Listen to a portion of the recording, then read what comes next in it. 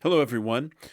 My name is Father Christopher Brashears, and I am the pastor of the Panhandle out here in Oklahoma. And today, we're returning to our Gnarus programming for a little bit of a hiatus now.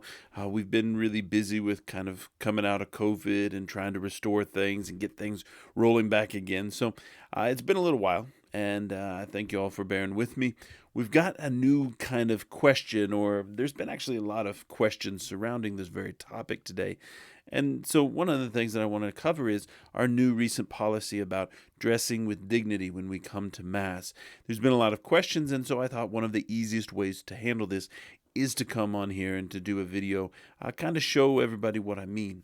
Now, first of all, kind of as usual, I want to invite anyone, if they have questions, if they have questions about how we run things here in the parish, or questions about the church, questions about anything really that has to do with the Catholic faith and the exercise of the Catholic faith, feel free. Go ahead and email me at pastor plus Gnarus at panhandlecatholic.org, and that will get to me most easily so I can sort out our questions and come up with some more videos for you all.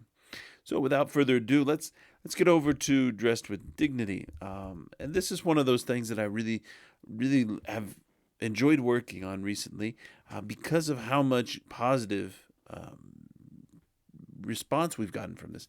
How many times people have said, this is important. But so what is it? So first of all, I just want to say that it's based off of my time at St. Peter's Basilica in Rome.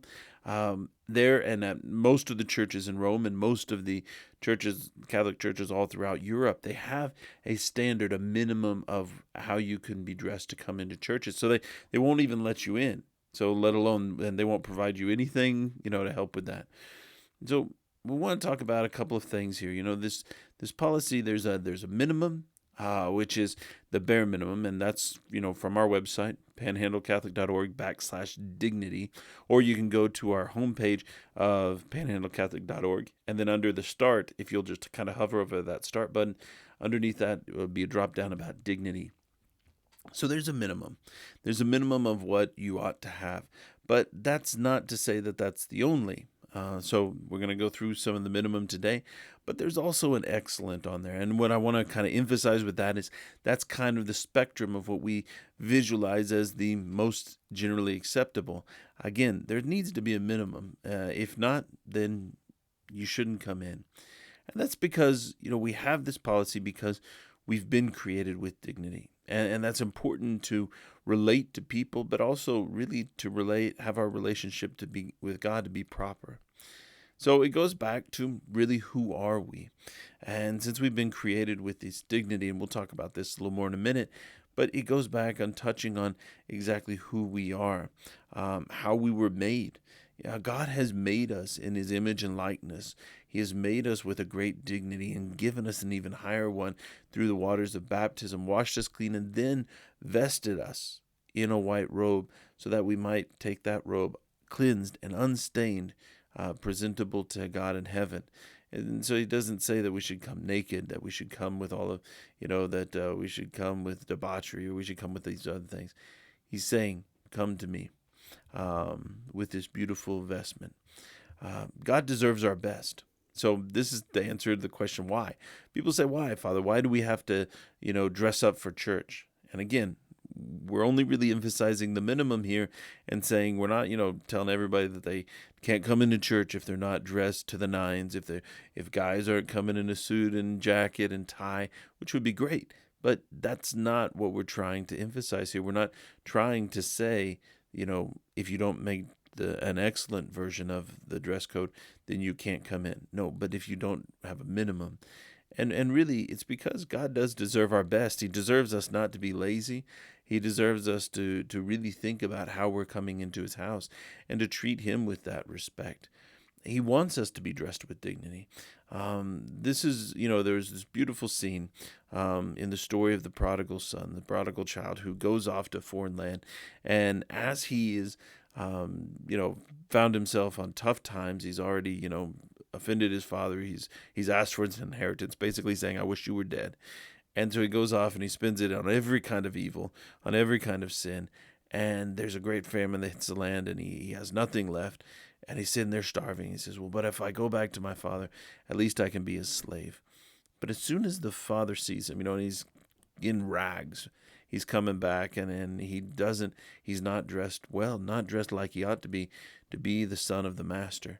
And so as soon as the son, is within eyeshot of the father, he comes running, he calls to his servants, he says, bring me what is proper to put upon my son. Bring a robe that shows his dignity. Bring the ring and the shoes for his feet. Bring this dignity and vest him, so that everyone might know that this is my child. This too, God wants us to do. It's certainly not just somebody could say, well, God's not talking literally here. God's saying these things as a spiritual way. Yes, absolutely. But in that, what is on the interior is often reflected on the exterior. It's one of those things that we have a difficult time doing, is kind of living this split personality thing. So what is on the inside comes out and is revealed in the external. This is the basis of psychological evaluation, that they can observe from the outside those things and characteristics which give insight on what's happening in the interior. Then we also have a right to this dignity. So God gave us the dignity when he created us in his image and likeness to be dignified. In fact, he created us originally naked, but that was with full dignity. It was only because of sin that came in that distorted that and used that nakedness for a lustfulness. And because of that, they hid themselves and they made for themselves this clothing. But it was to protect that dignity that they had so that it might not be used for sinful means. And we'll get into this a little bit more when we start talking about how we dress. But in this, we have a right to this dignity, that God created this. He gave us that gift. Because of that, we have a right to this dignity. Jesus Christ, again, gave us an even not only restored original dignity, but also gave us a greater dignity through the waters of baptism. And as we remember from the baptismal rite, we're given that gown of white to be presented stainless to the Father. Again, this is our right. This is our birthright, to have this dignity shown, demonstrated. Now, the last one I'm going to bring up, the last point as to why is a little bit long. I'm going to explain this a little bit more. But to tempt someone to sin is a sin. And so when we dress in a sexualized way, when we come into the house of God, we not only are not showing and demonstrating our own dignity as God has created us to be, because we're more than just sexual beings. In fact, sexuality is such a small part of our existence. It's such a small part of our person. It's there, and it's useful, and it's good, and God created it good in its proper context. But the problem is people aren't using it in its proper context this day and age. And furthermore, they're using it to tempt people to sin. Now, we can certainly culturally maybe look at this and lay a lot of blame on women and say, oh, women, you dress sexually provocatively. But men are doing it as well. And they're also out there more and increasingly more and more using their bodies as a way to get others to look at them in a sexualized way, in a way that promotes not healthy sexuality, not the good of sex within marriage, but it is promoting a free sexualization, and in fact, the sexualization of the eyes, the lustfulness of the eyes. And so when we do this, and when we are choosing clothing that we know will cause others to sin, and we choose to do that, and especially hoping that they will look upon us sexually and sexualize us, then we have sinned gravely. Not only is there the sin of participating with somebody, tempting them to sin, of which we hear in Matthew 18:6, where Jesus is sitting there and saying, if any of you tempts one of these little ones, one of my precious ones, if you are tempting them to sin, it's better for you if a millstone were tied around your neck and you were thrown into the ocean than for you to be found guilty of tempting one of these little ones to sin. So as Jesus looks upon us as precious, and as this dignity that we have is so important to protect, he says, listen, if you tempt them, understand that is horrible. So this is something also that has to come to an end in the church, is this notion that we can wear sexualizing clothing in order to tempt someone else to sin. Now, there's a wonderful article that was written by a Catholic woman. I got to hear her speak one time, and it's a marvelous presentation of the material, because she talks to women and she says, oh, you can say, oh, well, men should avert their eyes. Well, no, she says, let's be honest, ladies. What we're doing it for is so that the guys will look. And says, because that fulfills us.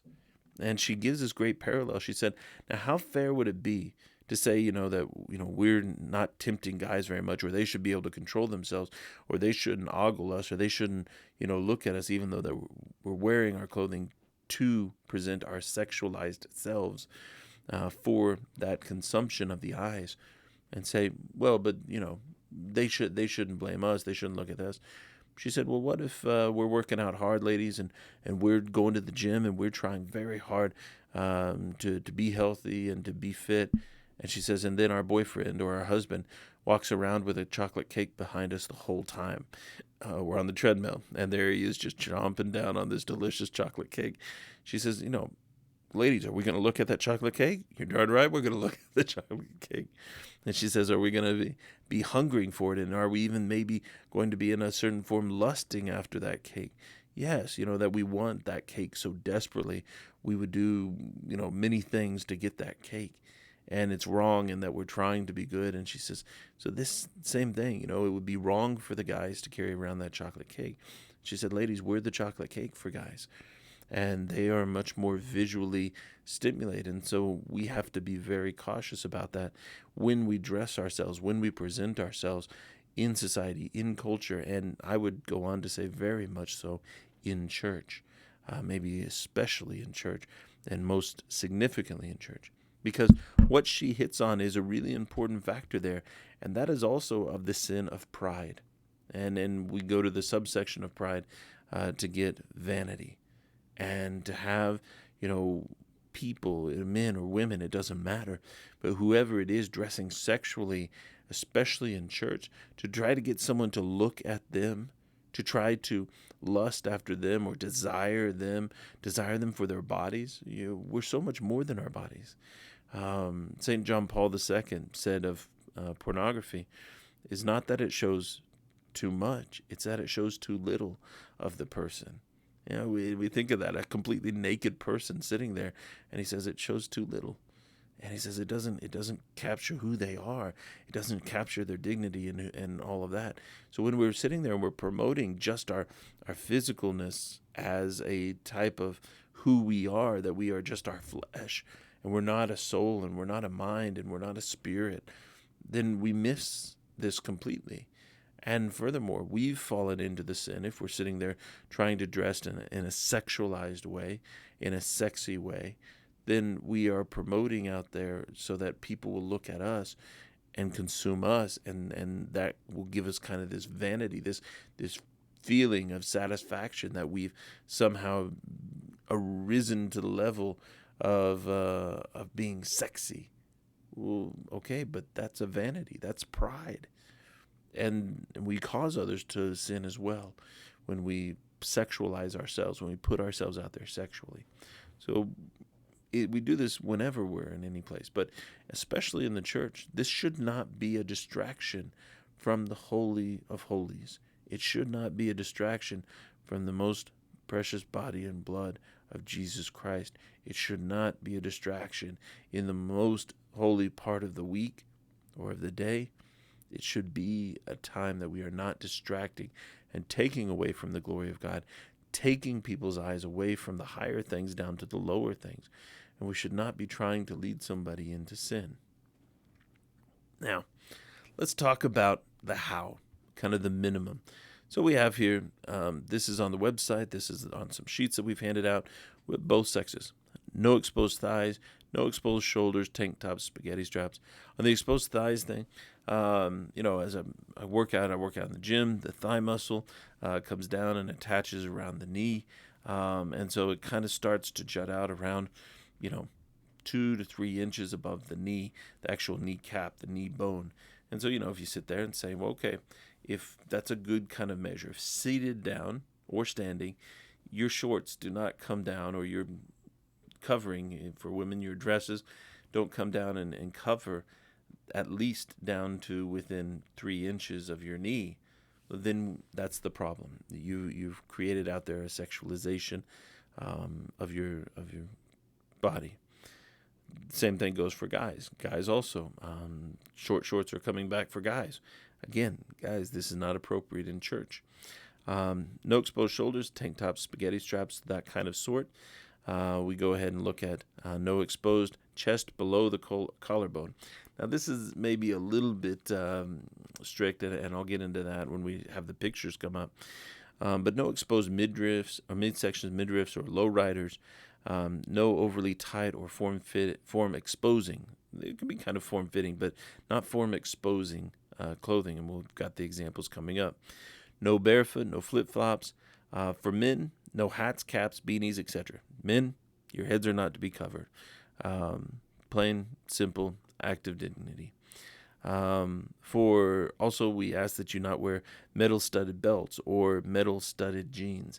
The reason being is because it scratches up our pews, and so it's destroying the church's property in the pews. So we just ask that you don't. It's nothing sinful to wear those things, or I don't think very often drawing people into sin because of those things, but it does cause damage to our church. So we ask that you don't. Women, no backless or exposed back, and definitely no glitter. I mean, it definitely goes for guys too, but they don't often wear much glitter.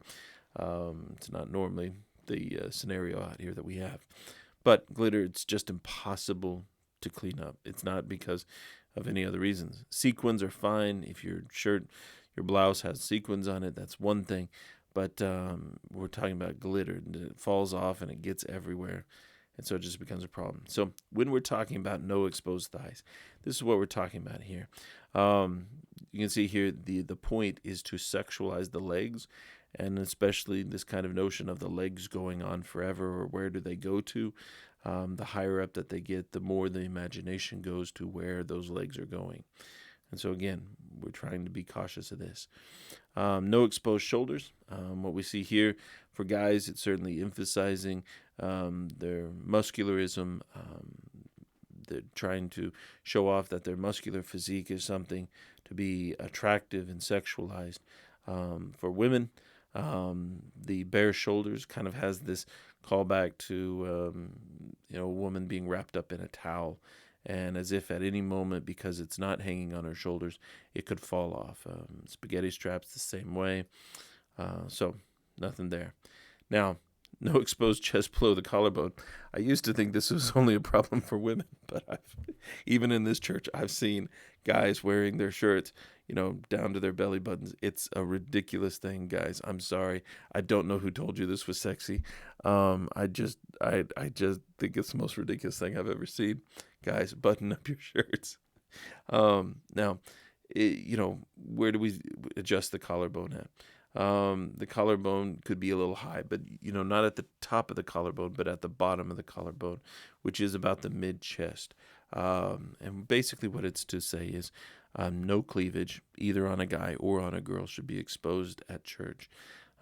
It's a sexualization. It's trying to expose that kind of undress, or that, what's under there, and it starts to excite the imagination towards what else could happen if that shirt were just a little more off.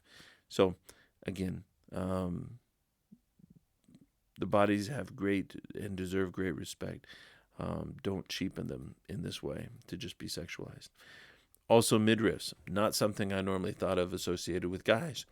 However, guys have this increasing habit of picking up their shirts to show off their abs or their stomachs, to show off even their sagging of their jeans, to show off their underwear. Again, all of this is intended to excite a woman. It's intended to excite this idea of him getting naked, or the possibility of him getting naked. So it's meant to sexualize himself, to show himself as something sexualized. So again, guys, don't do this. Women often do this there's a lot of fashion for women that includes midriffs, showing the form, that hourglass shape, shows the curvature towards the hips. Again, this is all to sexualize, and to show that kind of status of undress. Then we have the overly tight or form-fitting clothing. Again, didn't really think that it was a guy thing, but it's becoming a guy thing. The tight jeans, the tight shirts. Again, the idea that it's trying to show off and reveal what would otherwise be seen if the guy were naked. For the women, same thing. It's very, very popular in fashion to have such tightly form-fitting clothing that it leaves very little to the imagination, even to the point of saying, I know how tight that's shown, so I know she's not wearing a bra. I know she's not wearing underwear. And so it causes the mind to go sexualize even more. Now, flip-flops, barefoot, is not per se a sexualization, but it is a very extreme laziness of dressing. It's like beachwear. It's like just saying, you know what, I'm just gonna wear these. I'm just gonna throw these on and go. Okay, we need to be respectful, dignified here. So we talked about for the guy's jeans, in case you need an example of where the metal studdedness comes on the jeans and messes up our pews. That's there. For the women, the no exposed back. Again, what this is trying to show, what the fashion is trying to reveal, the sexualization that happens here is saying, look at me, I'm not wearing a bra, or at least I'm not wearing one that can be seen with this part of the backless dress, to give that illusion that, again, I am in such a reduced state of dress right at this moment that basically I'm almost naked. There's just this layer of clothing between you and me. It's not, again, it's focusing on the sexualization. It's showing the exposure of flesh and not exposing the full dignity, the who you are. And the last thing is the glitter. It gets everywhere. It just gets everywhere. And I think that purgatory, somebody is going to, the creator of glitter is going to, if he goes to purgatory, then it's going to be a matter of he's going to have to go around the world and collect every bit of glitter that was ever produced in the world before he can go to heaven. It's one of these awful things that just gets everywhere. Yes, it seems fantastical, but if you want to do it outside. If you want to do it elsewhere, but not in the church, it's very uncharitable to people. So now I want to talk about the excellence. And for here, we don't have pictures. I think people already understand this. I think this is not, anything unclear. For men, warmer months, like these summer months, wear some short-sleeved or even long-sleeved dress shirts. You can even have them, for the long sleeve, roll them up to an acceptable height, not above your biceps, trying to show off those muscles. Be tucked in. Look excellent, guys, with or without a tie. Wear slacks, wear dress shoes. In the cooler months, go ahead and wear that long sleeve dress shirt tucked in with a tie and even a jacket.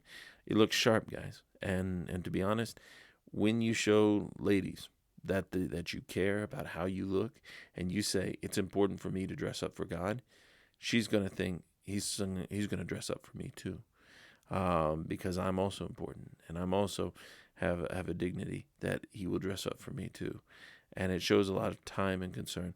And guys, to be honest, this is one way to really impress. Dress to impress. Slacks, dress shoes, pretty straightforward. Women, wear dignified dresses, what goes along with all that we've discussed up to here. And then dress shoes. These things aren't difficult, people, but it's just something that hasn't been discussed. It hasn't been brought toward the forefront in a long time, and we've seen some very embarrassing moments at the church.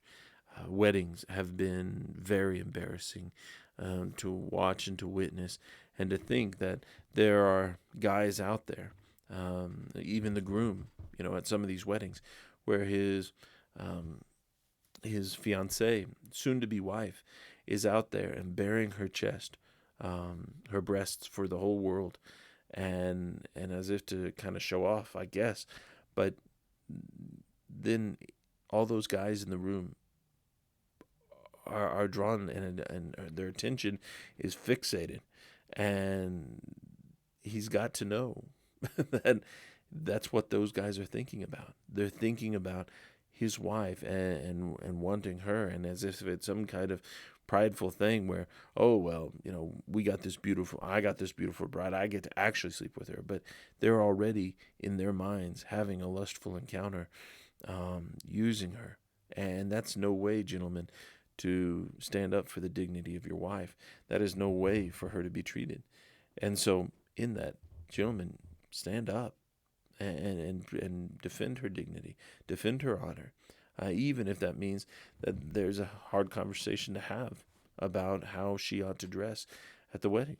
And gentlemen, you too, bridesmaids. I've seen bridesmaids that look worse than the brides, that look in a state more along the lines of prostitutes than they look as to, helping and serving the bride. They're distracting from the wedding of those two. The bride may look beautiful, wonderfully dressed, and the bridesmaids are sitting there exposing their chests to the world, and complete distraction from the beauty of what is happening there at the sacrament at the altar. And then, you'll have quinceañeras.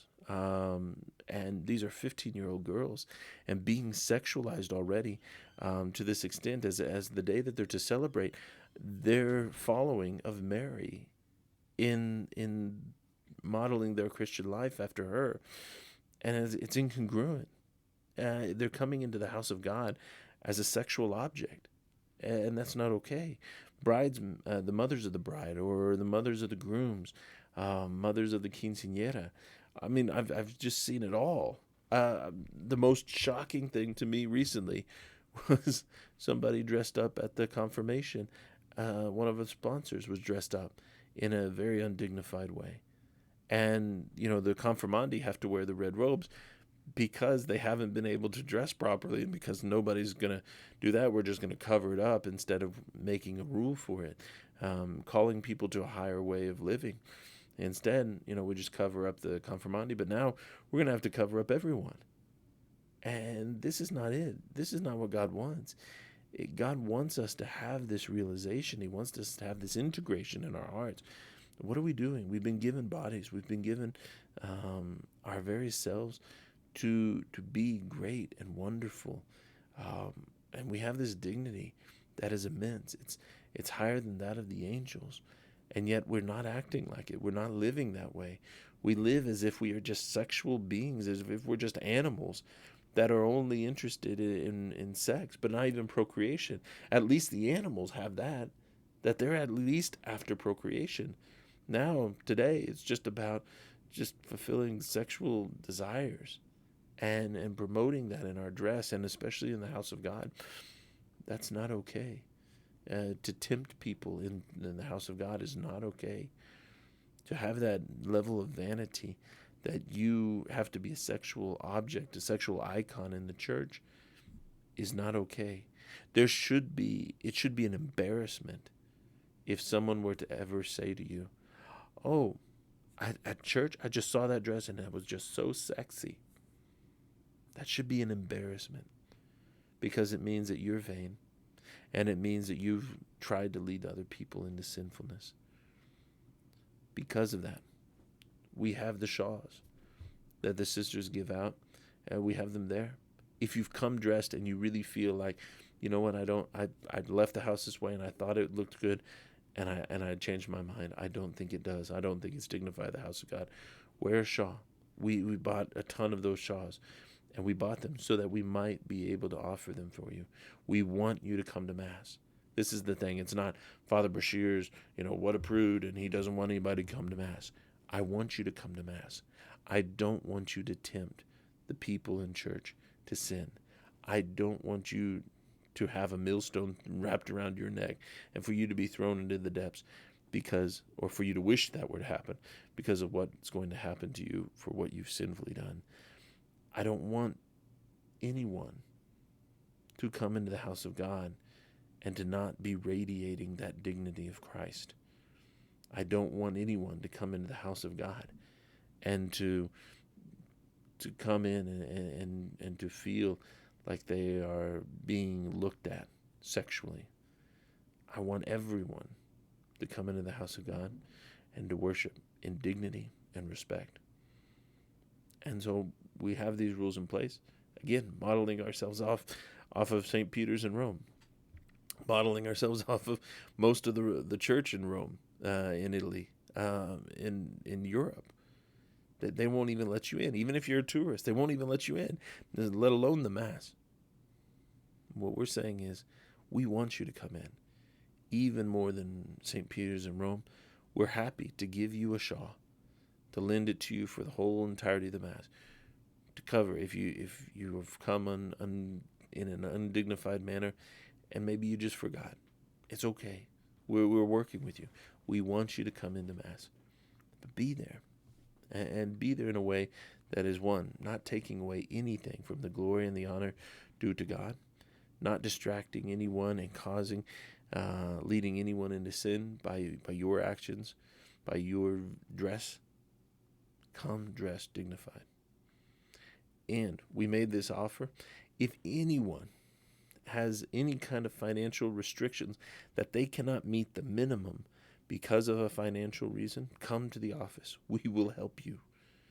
We want everyone to come worship in the house of the Lord in the manner that is dignified, without sin, and where there is great joy and rejoicing on the day of the Lord.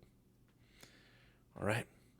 Well, with that, again, remember, if you guys have Gnarus questions that you want to find out the reasoning behind, have a little bit more information, feel free. Contact me. Pastor plus Gnarus at panhandlecatholic.org, and that'll get right to me. All right. Well, until next time, everybody, keep asking questions. Keep growing. Keep knowing.